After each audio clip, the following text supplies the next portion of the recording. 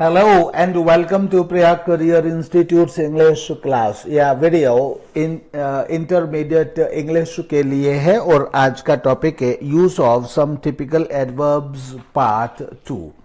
तो आइए पार्ट 2 में रूल नंबर 17 जस्ट से यह वीडियो स्टार्ट हो रहा है। तो जस्ट के विषय में बात करते हुए, इसके अर्थ को समझते हुए, प्रयोग को समझते हुए आइए आज का वीडियो स्टार्ट करते हैं। तो आज का रूल नंबर 17 जस्ट से स्टार्ट होगा। Just point A, just means right now, मतलब ठीक अभी। नॉट लॉन्ग बिफोर, यानी इसका मतलब बहुत पहले नहीं। Normally it is used with present perfect tense, अधिकांशतः यह प्रेजेंट परफेक्ट टेंस के साथ यूज किया जाता है, जिसका मतलब होता है राइट नाउ, यानी ठीक अभी। नॉट लॉन्ग बिफोर, बहुत पहले नहीं, अभी, इसी वक्त। ही हैज जस्ट अराइव्ड, यानी वह ठीक अभी अभी पहुंचा है।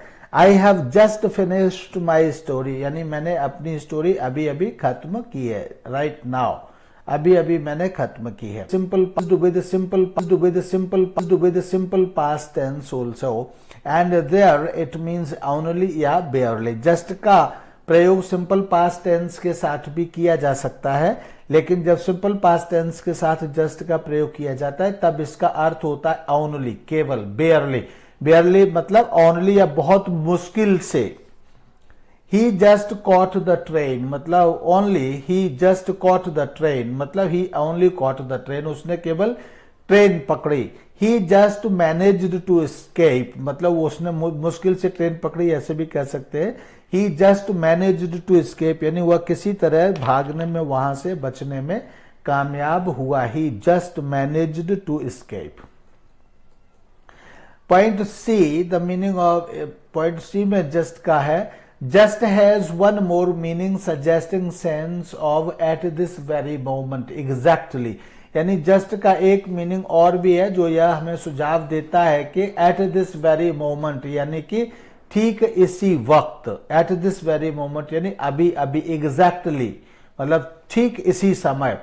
The clock has just struck 2, यानी इसी समय, अभी अभी, तुरंत घड़ी ने 2 बजाए हैं। He has just gone out means exactly right now, यानी अभी अभी वह बाहर गया है। This is just what I wanted means this is the same point, यही वह बात है जो मैं कहना चाहता था, वॉट आई वॉन्टेड। तो this is also the meaning of just. 18th point is fairly and rather, both these are adverbs of quantity, ये दोनों ही एडवर्ब्स ऑफ क्वांटिटी हैं।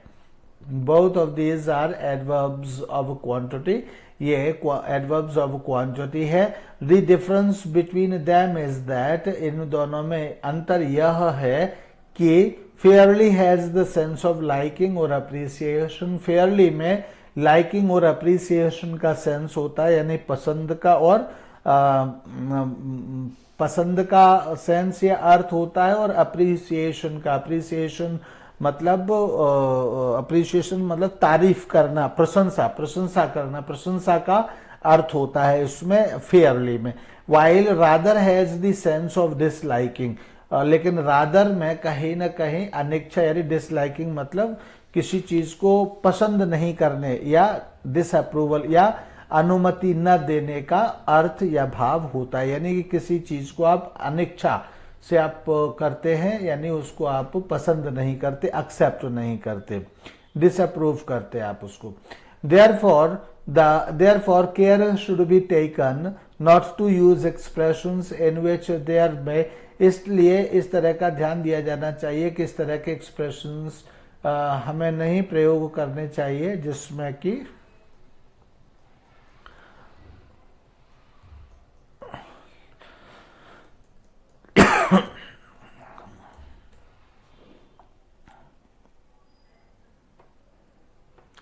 हमें इस तरह के सेंटेंसेस प्रयोग नहीं करना चाहिए जिसमें कि हो सकती है may be mingling of liking and disliking, जिसमें लाइकिंग और डिसलाइकिंग का मिक्सचर सा हो जाए, मिल जाए, मिलावट हो जाए, ऐसे सेंटेंसेस का हमें प्रयोग नहीं करना चाहिए। फॉर एग्जाम्पल, उदाहरण के लिए, the following expressions are wrong, निम्नलिखित एक्सप्रेशंस गलत हैं। Fairly dull, fairly ugly, fairly bad, fairly slow, fairly cunning. यानी फेयरली तो प्रशंसा के लिए और एक्सेप्टेंस के लिए होता है, तो डल, अगली और बैड और स्लो और कनिंग इनको तो कोई पसंद नहीं करता है, इनको तो कोई लाइक नहीं करता है और इनको कोई अप्रिशिएट भी नहीं करता है। इनकी कोई प्रशंसा क्यों करेगा डल की या अगली की, तो इसलिए बैड की, तो इसलिए ये एक्सप्रेशंस कैसे गलत है। इसी तरह से rather intelligent, rather beautiful, rather good, rather quick, rather honest, rather gentle, तो ये जो एडजेक्टिव्स है ये सभी कैसे है, इंटेलिजेंट की तो प्रशंसा भी होनी चाहिए और इसको लोग एक्सेप्ट भी करते हैं, तो ये यहाँ पर अनिच्छा तो व्यक्त नहीं कर रहा है, तो इसलिए ये सब गलत। ब्यूटीफुल की भी प्रशंसा होनी चाहिए, लोग इसको वेलकम करते हैं ब्यूटी को, तो ये भी यहाँ पर प्रयोग गलत है। इसी तरह से गुड, इसी तरह से क्विक, ये भी सब इनको भी अप्रिशिएट किया जाता है और वेलकम भी किया जाता है। ऑनेस्ट को भी वेलकम किया जाता है और ऑनेस्ट को अप्रिशिएट भी किया जाता है। रादर जेंटल, तो इन सबको ही, जेंटल को भी अप्रिशिएट किया जाता है और इसको वेलकम किया जाता है। तो ये तो सब रादर के साथ लिखे हुए हैं, जिनको अप्रिशिएट या वेलकम किया जा सकता है, और जिनको नहीं किया जा सकता वो फेयरली के साथ लिखे हुए, इसलिए दोनों ही गलत है। अब हो क्या सकता है, एक दूसरे का एक दूसरे के साथ अगर चेंज कर दे तो ये सही हो सकते हैं। In the expressions given above Fairlie should be used in place of rather, यानी फेयरली का प्रयोग रादर के स्थान पर, and rather in place of Fairlie, और रादर का प्रयोग फेयरली के स्थान पर किया जाए तो ये प्रयोग सही हो जाएंगे। The weather is fairly pleasant, जो वेदर है वह काफी फेयरली प्लेजेंट है, यानी कि प्रशंसा युक्त है और वेलकमिंग प्लेजेंट है। The day is rather hot, और यानी कि इतना हॉट है कि हम उसको वेलकम नहीं करना चाहते, तो the day is rather hot, यानी इसको एक्सेप्ट करने में अनिच्छा है। The house is fairly comfortable, यानी कि ये हमारे लिए यूजफुल है और हम इसकी प्रशंसा करते हैं, वेलकम करते हैं। The house is rather uncomfortable, यानी ये अनैच्छिक है। इस तरह से इनका हम प्रयोग करते हैं, तो इनके अर्थों को हमें समझना चाहिए। Next is 19, no and not, और नो और not, no slash not. Point A, no is used like an adjective before a noun, no का प्रयोग एक नाउन के रूप में किसी एडजेक्टिव से पहले किया जाता है, एक एडजेक्टिव के रूप में नाउन से पहले किया जाता है। जैसे एडजेक्टिव किसी नाउन से पहले आता है, वैसे नो भी एडजेक्टिव की तरह किसी नाउन से पहले आता है। आई हैव नो पेन, तो यहाँ नाउन से पहले नो आया है। There is no boy in the class, तो यहाँ भी नो बॉय यानी नाउन से पहले एडजेक्टिव के रूप में आया है। B point is not is used after an auxiliary, not का प्रयोग ऑक्सिलरी के रूप में किया जाता है। Not is used after an auxiliary, not का प्रयोग ऑक्सिलरी के बाद किया जाता है। ही डज नॉट रीड, या डज ऑक्सिलरी है और उसके बाद नॉट आया है। ही इज नॉट देयर, तो यहाँ नॉट इज के बाद आया है, तो ये डज भी ऑक्सिलरी है एंड इज भी यहाँ पर ऑक्सिलरी है। Point C, after the undernoted verbs not is used in place of a noun clause, तो after the undernoted verbs, जो निम्नलिखित वर्ब्स हैं जो नीचे लिखी हुई हैं, hope, believe, think, expect, suppose, be afraid, ये अंडर नोटेड वर्ब्स यानी नीचे लिखी हुई है। Verb not is used in the place, in place of a noun clause, यहाँ पर नाउन क्लॉज की जगह यानी कि नाउन क्लॉज के बदले में इन वर्ब्स के साथ नॉट का प्रयोग किया जाता है।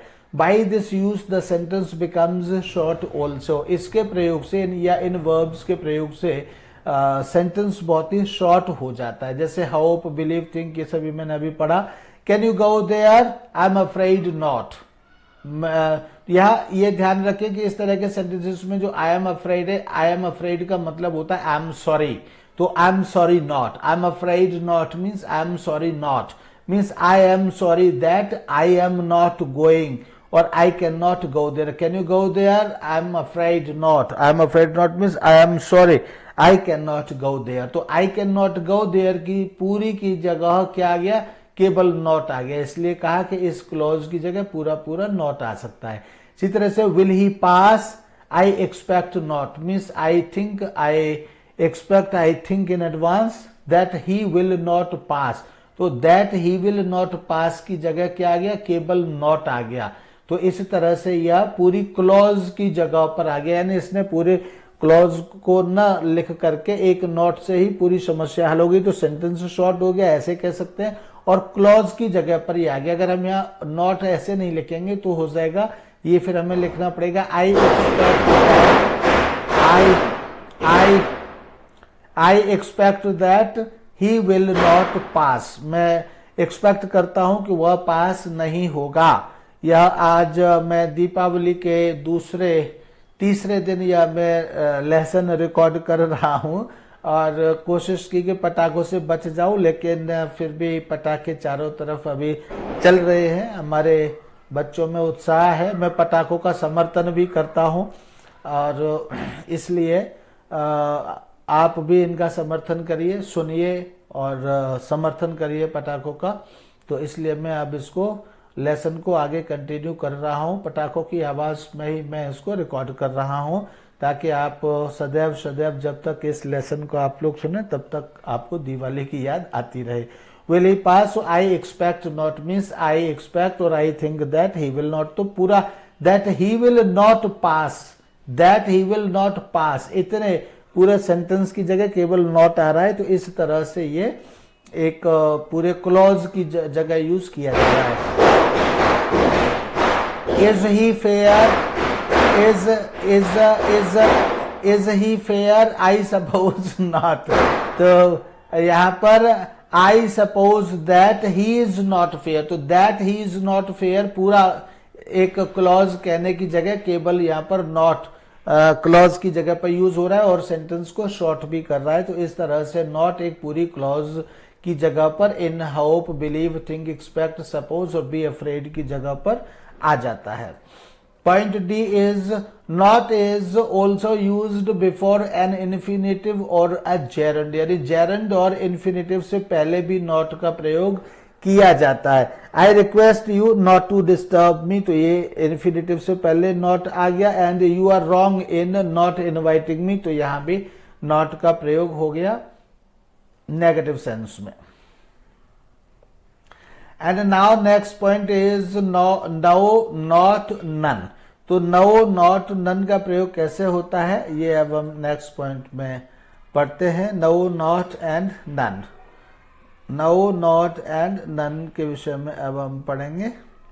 आइए, तो no is also used before a positive और कंपेरेटिव डिग्री एडजेक्टिव और a comparative degree adverb. No का प्रयोग पॉजिटिव या फिर कंपेरेटिव डिग्री एडजेक्टिव या फिर कंपेरेटिव डिग्री एडवर्ब से पहले भी होता है। जैसे this is no good pen, तो यहाँ positive adjective, positive degree adjective हो गया।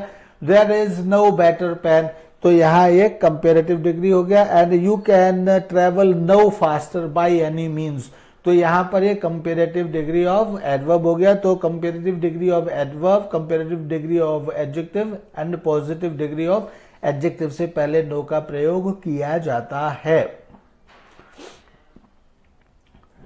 B point is we should use not in place of now. We should use not in place of now if the article a or n has been used before the noun or adjective. Means अगर noun और adjective से पहले कोई article a या n आता है तो फिर उससे पहले हमें not यूज करना चाहिए, और वहां पर हमें no यूज नहीं करना चाहिए, जो कि no का प्रयोग नहीं करना चाहिए, not का प्रयोग करना चाहिए। no यहाँ पर एडजेक्टिव की तरह यूज होता है, तो उसको ना यूज करके हमको एडवर्ब नॉट का प्रयोग करना चाहिए। नॉट अ ट्री और बुश वॉज देयर, तो यहाँ पर ए आया है, नाउन से पहले आर्टिकल ए आया है, या एन आता तो भी यहाँ हमको नॉट का प्रयोग करना चाहिए। There was not a man, तो आर्टिकल नाउन मैन की जगह से पहले आर्टिकल ए आया है, इसलिए हमें यहाँ पर नॉट का प्रयोग करना चाहिए। Point C, we should use now not before good और डिफरेंट। गुड और डिफरेंट से पहले हमको नो का प्रयोग करना चाहिए, नॉट का प्रयोग नहीं करना चाहिए। ये सब याद रखने वाली बात है। This is no good abusing him, this is no different from that, तो यहां भी हमें गुड और डिफरेंट के साथ में नो का प्रयोग करना चाहिए। This is the lesson. Point D is we should use none before too plus adjective. अगर टू प्लस एडजेक्टिव का प्रयोग किया गया है या एडवर्ब का प्रयोग किया गया है तब हमें नन का यूज करना चाहिए, या फिर दी प्लस कंपेरेटिव एडजेक्टिव है या फिर एडवर्ब है तो उसके साथ भी हमको नन का प्रयोग करना चाहिए।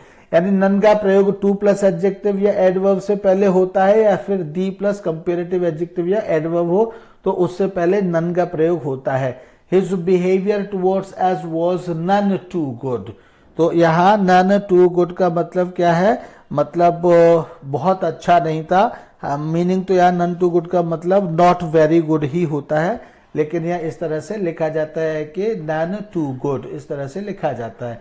ही is none the better in spite of my help, मतलब वह मेरी हेल्प के बाद भी यहाँ बेटर नहीं है। तो यहाँ नन द बेटर का मतलब है no better.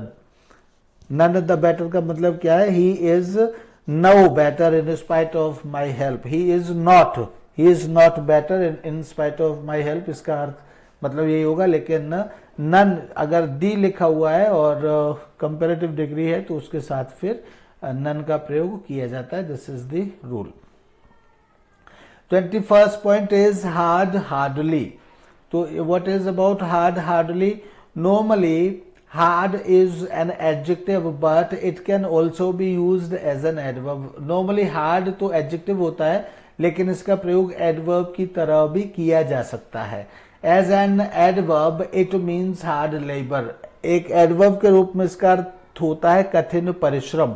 it is used after the verb, यह verb के बाद प्रयोग किया जाता है। as he worked hard, यहां पर hardly नहीं आएगा। He worked hard for the examination, examination के लिए उसने कठिन परिश्रम किया। He tried hard to win the prize, उसने प्राइज जीतने के लिए कठिन परिश्रम किया। Hardly is an adverb of degree, hardly एक adverb of degree होता है। It means very little, scarcely, मतलब इसका अर्थ होता है बहुत कम, ना के बराबर, बहुत थोड़ा। It is used before a single verb or after the first auxiliary or in a compound or after the first auxiliary in a compound verb। तो इसका प्रयोग it is used before a single verb, इसका प्रयोग single verb से पहले किया जाता है या फिर पहली ऑक्सिलरी के बाद कंपाउंड वर्ब में, यानी एक से ज्यादा शब्द की जो वर्ब होते हैं उसको कंपाउंड वर्ब कहते हैं। तो उस कंपाउंड वर्ब में फर्स्ट ऑक्सिलरी के बाद किया जाता है। For example, we can take examples here.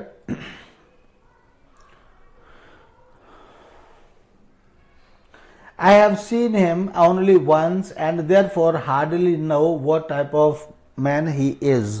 तो मैंने उसको केवल एक बार ही देखा है और इसलिए बहुत मुश्किल से, हार्डली मीन्स बहुत मुश्किल से मैं जानता हूं कि वह किस तरह का आदमी है। He was so changed that I could hard रिकॉग्नाइजम, यहाँ हार्ड नहीं हार्डली है लेकिन हार्डली यहाँ से कट रहा है ली। तो आई कुड हार्डली रिकॉग्नाइजम, बहुत मुश्किल से मैंने उसको पहचाना। It is a new medicine, यह नई दवाई है। It has hardly been tried yet, और अभी मुश्किल से ही इसको ट्राई किया गया है, बहुत मुश्किल से या मुश्किल से इसको ट्राई किया गया है। Now for emphasis hardly can be used, hardly का प्रयोग एम्फोसिस के लिए किया जा सकता है। The beginning of a sentence also, as the beginning of a sentence also, मतलब यहाँ ये जो ए थोड़ा सा दिखाई दे रहा है यहाँ एज है, as the beginning of a sentence also, एक सेंटेंस की बिगिनिंग के रूप में भी एम्फोसिस के लिए हार्डली का प्रयोग किया जा सकता है।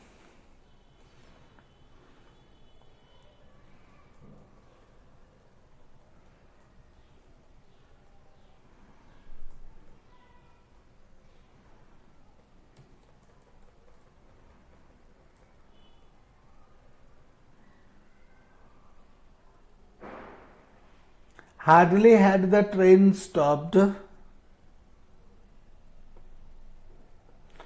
Hardly had the train stopped when he jumped out. जब वह कूदा ट्रेन से तो बहुत मुश्किल से गाड़ी रुकी ही थी, यानी कि ठीक से रुक नहीं पाई थी। 22nd लेट लेटली, लेट और लेटली का क्या अर्थ होता है, ये we need to understand it now. Late lately, तो late as adverb means late in time, मतलब समय में विलंब। तो he comes late every day, तो वह रोजाना विलंब से आता है। तो विलंब मतलब विलंब से, he comes late every day, वह रोजाना विलंब से आता है। The theft was committed late at night, जो चोरी थी वह देर रात में की गई थी। He married late in life, उसने विलंब से शादी की थी, यानी कि जीवन में उसने शादी बहुत विलंब से की थी। लेटली का मतलब होता है रिसेंटली, लेटली का मतलब है रिसेंटली, तो lately means recently. As he has lately started a new business, उसने हाल ही में यानी रिसेंटली यानी हाल ही में उसने एक बिजनेस स्टार्ट किया है। Sorry. He has lately shifted to a new house, यानी वह हाल ही में एक नए मकान में शिफ्ट हो गया है। 23rd is most, mostly. Most as adverb means maximum, greatest, मतलब मोस्ट का मतलब है अधिक, अधिकांश और अधिकतर हिस्सा, मैक्सिमम अधिकांश भाग, ऐसे भी हम कह सकते हैं। द मैन हुम आई लाइक मोस्ट मीन्स जिसको मैं अधिकांश चाहता हूं, या जिसको मैं बहुत ज्यादा चाहता हूं, या जिसकी विषय में मेरी बहुत बड़ी चाहत है, इज जॉन, उसका नाम जॉन है। The man who talks most is often hollow, तो वो जो है अधिकांशतर वह खोखला होता है। जो आदमी बहुत ज्यादा बातें करता है वो अधिकांश खोखला होता है, यानी उसमें कुछ होता नहीं है।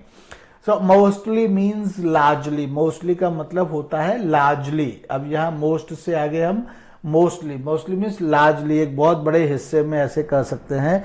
The audience consisted mostly of the students, मतलब ऑडियंस जो थी उसमें सबसे ज्यादा क्या थे, स्टूडेंट्स थे। तो कंसिस्टेड मोस्टली ऑफ स्टूडेंट्स, उसमें ज्यादातर स्टूडेंट्स थे, यानी एक बड़ा पार्ट जो था, जो निर्माण हुआ था, ऑडियंस का जो निर्माण हुआ था, उसमें बड़े पार्ट में स्टूडेंट्स थे। The students were mostly inattentive, तो जो स्टूडेंट्स थे वो अधिकांशतर स्टूडेंट्स इनअटेंटिव थे, यानी ध्यान नहीं दे रहे थे, ध्यान न देने वाले थे। His stock consists mostly of outdated things, यानी उसका जो स्टॉक है, स्टॉक की जो कंसिस्टेंसी है वो अधिकांशतः आउटडेटेड थिंग्स से है, यानी गैर जरूरी चीजें या आउटडेटेड है, यानी जो अभी प्रचलन में नहीं है उनसे मिलकर के उसका स्टॉक बना हुआ है। The split infinitive 24, an infinitive as we know consists of 2 plus verb, यानी इन्फिनेटिव जो होता है वह 2 प्लस वर्ब से मिलकर के बना होता है। Therefore, no adverb should be placed between to and the verb, इसलिए to और verb के बीच में कोई adverb नहीं लिखना चाहिए या रखना चाहिए। If we do so, अगर हम ऐसा करेंगे या करते हैं, we shall be splitting the infinitive, तो हम infinitive को तोड़ रहे होंगे, यानी बांट रहे होंगे, डिस्ट्रीब्यूट कर रहे होंगे। In grammar it is called split infinitive fault, grammar में इसको स्प्लिट इन्फिनेटिव का फॉल्ट कहा जाता है। For example look at this sentence, इस सेंटेंस पर जरा देखें, ध्यान से पढ़ें। I request you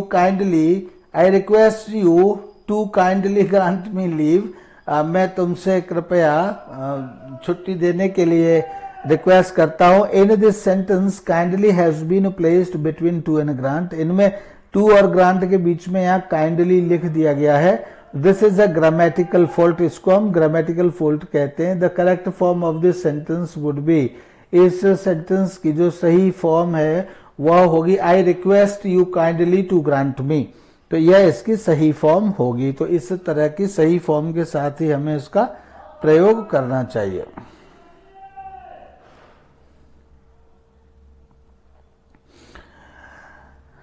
accordingly the following sentences are correct, ऊपर जिस तरह से लिखा गया उसी तरह से ये जो सेंटेंसेस हैं ये करेक्ट है। I advise you to read the book carefully, मैं तुम्हें पुस्तक को ध्यान पूर्वक पढ़ने का सुझाव देता हूं। I instruct you to call the doctor immediately, मैं तुम्हें डॉक्टर को इमीडिएटली बुलाने के लिए इंस्ट्रक्ट करता हूं या आदेश देता हूं। I direct you to reach the office punctually every day, मैं तुम्हें रोजाना पंक्चुअली समय से ऑफिस पहुंचने के लिए मैं डायरेक्ट करता हूं या मैं तुम्हें आदेश देता हूं या निर्देश देता हूं। Next is 25th point, present perfect and adverb, यानी प्रेजेंट परफेक्ट और एडवर्ब का क्या रिलेशन है। In a sentence in the present tense, ऐसा सेंटेंस जो प्रेजेंट टेंस में होता है, नो एडवर्ब और adverbial phrase suggestive of past tense should be used. कोई भी अगर कोई सेंटेंस प्रेजेंट टेंस में है तो कोई भी एडवर्ब या एडवर्बल फ्रेज जो कि पास्ट टेंस का सुझाव देता हो या जिससे पास्ट टेंस का संबंध हो, उस एडवर्ब को कभी भी उस सेंटेंस में यूज नहीं करना चाहिए। As such the following sentences are wrong, इस तरह से जो निम्न प्रकार के जो सेंटेंसेस हैं ये गलत हैं। I have arrived here yesterday, तो यस्टरडे पास्ट का है and I have arrived present perfect है, तो इसलिए ये सेंटेंसेस गलत है। I have joined my duties last month, तो लास्ट मंथ पास्ट का है, पास्ट के लिए पास्ट का एडवर्ब है and I have joined present perfect है, इसलिए ये भी दोनों आपस में गलत है। I have past MA last year, तो लास्ट ईयर पास्ट का है एंड आई हैव पास्ट ये प्रेजेंट परफेक्ट है, तो इसलिए यह भी गलत है। The above noted sentences are in the present perfect tense, ये जो ऊपर लिखे हुए जो sentences हैं ये सभी the above noted sentences, ये सभी sentences हैं, ये सभी present perfect tense में लिखे हुए हैं। while the adverbs connected with them are suggestive of past tense, जबकि इनके जो adverbs हैं वो सभी past tense का सुझाव देते हैं या past tense दिखाते हैं, दर्शाते हैं। Therefore they are all wrong, इसलिए ये सभी गलत है। The correct form of these sentences would be as follow, इनकी निम्न प्रकार के sentences में इनकी सही रूपरेखा या सही इनकी फॉर्म होगी। I arrived here yesterday, तो यहाँ चूंकि yesterday past का टाइम है और arrived भी simple past tense है, तो इसलिए ये sentence सही है। I joined my duties last month भी past showing time है एंड ज्वाइंड भी सिंपल पास्ट टेंस है, तो इसलिए ये सही है। आई पास्ट एमए लास्ट ईयर, यह भी कैसा है, सही है। Now 26 point is there introductory, there some sentences begin with there, कुछ sentences there से start होते हैं, शुरू होते हैं। In these sentences there has no significance nor is an adverb of place, इस तरह के सेंटेंसेस में देयर का कोई स्थान नहीं होता है या कोई महत्व नहीं होता और ना ही उनका कोई स्थान होता है। In these sentences after there comes in these sentences after there comes an intransitive verb और वर्ब टू बी, इस तरह के सेंटेंसेस में देयर के बाद या तो कोई इंट्रांजिटिव वर्ब आती है या फिर वर्ब टू बी मतलब is am are was verb में से कोई वर्ब आती है। And after that comes the subject, और उसके बाद सब्जेक्ट आता है। तो ये सभी सेंटेंसेस मैं पहले पढ़ा चुका हूं। There is a book on the table, there is a man in the room, there came a tiger from the wood, there is a function tomorrow, इसमें सभी ये वर्ब टू बी है, इज एम आर वाली verb है and एक यहाँ पर एक इंट्रांजिटिव वर्ब है। Adverb and preposition, 27th point is adverb and preposition, adverbs और प्रेपोजिशन के विषय में क्या। Number 1 A, normally no preposition is used before an adverb, adverb से पहले कोई भी प्रेपोजिशन नॉर्मली यूज नहीं किया जाता है। Therefore no preposition should be used before such adverbs, इस तरह से कोई भी प्रेपोजिशन एडवर्ब से पहले प्रयोग नहीं किया जाना चाहिए, जैसे कि रिस्पेक्टेबली या रिस्पेक्टफुली लिखा हुआ है, इस तरह का कोई मतलब इनके साथ में कोई भी प्रेपोजिशन एडवर्ब्स के साथ शुरू नहीं किया जाना चाहिए। तो इस तरह से रिस्पेक्टफुली लिखा हुआ था, हम्बली है, पोलाइटली है, काइंडली है, स्लोली है, इस तरह के एडवर्ब्स के साथ कोई भी प्रेपोजिशन यहाँ पर नहीं लिखा हुआ होना चाहिए या नहीं लिखना चाहिए।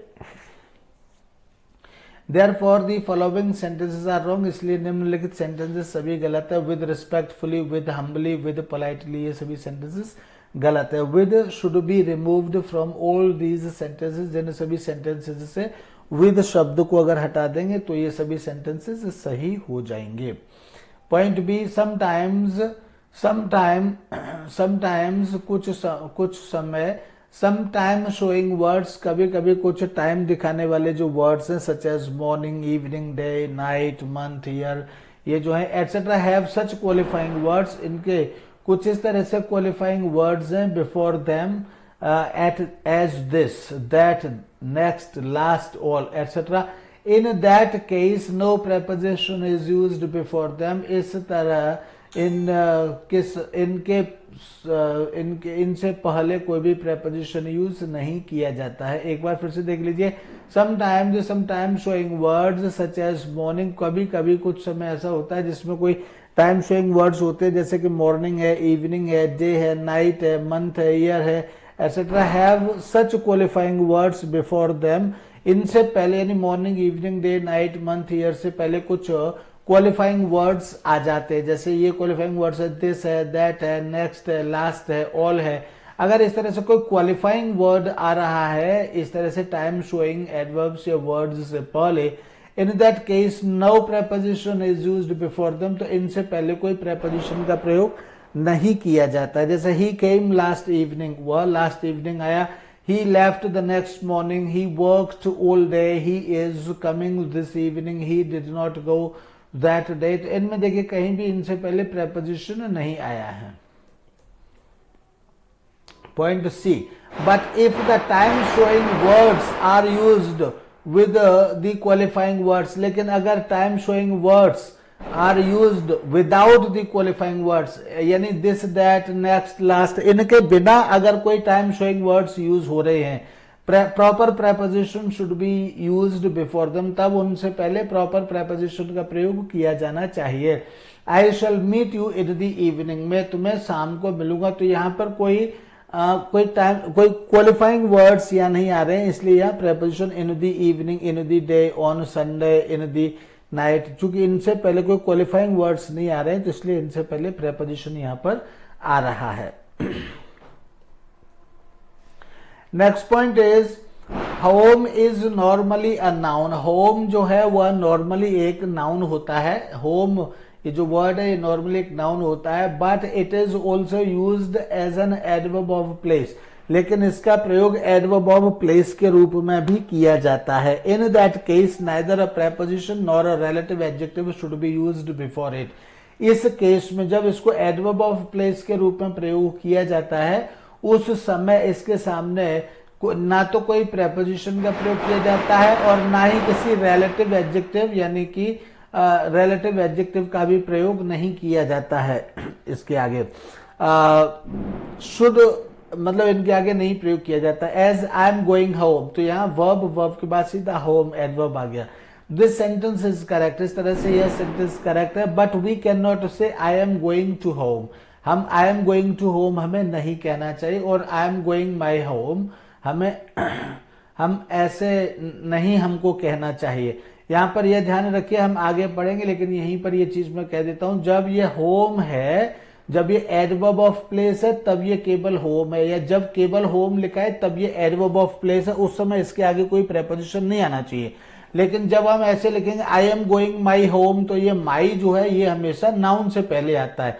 तो माई लिखने के कारण अभी ये होम नाउन हो गया, अब ये एडवर्ब नहीं बचा। जब ये एडवर्ब नहीं रहा तब हम यहाँ पर इसके सामने यहाँ पर हम टू लिखेंगे, I am going to my home, ऐसे लिखेंगे तब ये सेंटेंस सही होगा। यानी I am going to home ये भी गलत है, यानी इसमें टू नहीं आएगा, इसका आई एम गोइंग होम सही होगा, एंड इसमें I am going to my home इस तरह से सही होगा। The following sentences are correct, इस तरह से ये जो निम्नलिखित सेंटेंसेज हैं ये सभी कैसे हैं, सही है। जैसे now we should return home, when do you go home, I go home by bus, इस तरह से ये सभी सेंटेंसेस सही है। और इस वीडियो में यहीं तक था, और इस तरह से एडवर्ब टॉपिक आपका खत्म होता है। अगला टॉपिक होगा कंजंक्शन, उसके लिए आप इस अपने वीडियो इस लेसन को तैयार करिए, पढ़िए, समझिए। तब तक कंजंक्शन के विषय में हम उसको रिकॉर्ड करते हैं, और तब तक के लिए thank you and bye bye.